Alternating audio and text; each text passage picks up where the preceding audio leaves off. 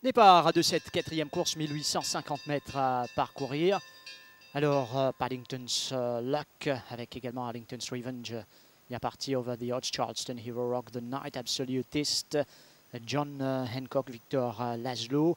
En retrait, Folsheim et Snowy Mountain dans la ligne droite pour la première fois. Paddington's Luck avec Souffle Ancel qui a l'avantage, une demi-longueur d'avance sur Arlington's Revenge et Benny Woodworth. Charleston Hero évolue en troisième position sur les barres. Rock the Night avec Seram Sami juste à son extérieur. Ensuite, ça mène Over the Odds, Absolutist, Victor Laszlo, Tok Jaune de Raijurawan, suivi de son compagnon d'écurie John Hancock. Folsheim avec ses décalés se retrouve dans le dos de Victor Laszlo et Snowy Mountain ferme le cortège bientôt donc au tombeau malartic. Environ 100 mètres à parcourir dans cette course.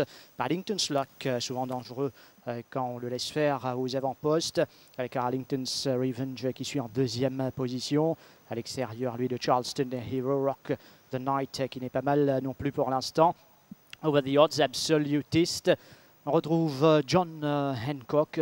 Ensuite, Victor Laszlo, Folsheim, Rival de Santana qui suit les grandes manœuvres en avant-dernière position. Snowy Mountain ferme le cortège, bientôt plus que 600 mètres à parcourir dans cette épreuve à la rue du gouvernement. Dans quelques foulées avec Paddington's Luck, les autres qui doivent réagir maintenant. Arlington's Revenge, Charleston Hero, Rock the Night. On retrouve Over the Odds, Absolutist commence son effort. Folsheim est lancé de loin devant lui. John Hancock, Snowy Mountain déboîte également et Victor Laszlo à l'entame du dernier virage avec Paddington's Luck, Charleston Hero qui fonce sur lui. On va essayer de revenir à l'extérieur. Rock the Night, notamment à l'intérieur. John Hancock est lancé. Paddington's Luck avec Rock the Night. John Hancock à l'extérieur. Charleston Hero. Folsheim qui cherche le passage. Paddington's Luck. Folsheim qui termine fort, mais Paddington's Luck résiste au retour de Folsheim.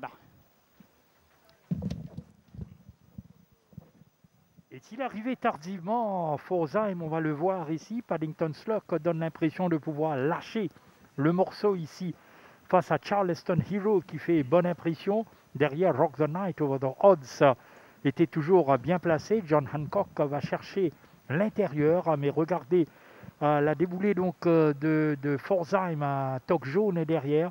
Paddington's Luck a repris donc du poil de la bête. Il a eu donc ce breather bénéfique pour pouvoir se débarrasser de Charleston Hero et de résister au retour de Folsheim ici, d'un rien du tout.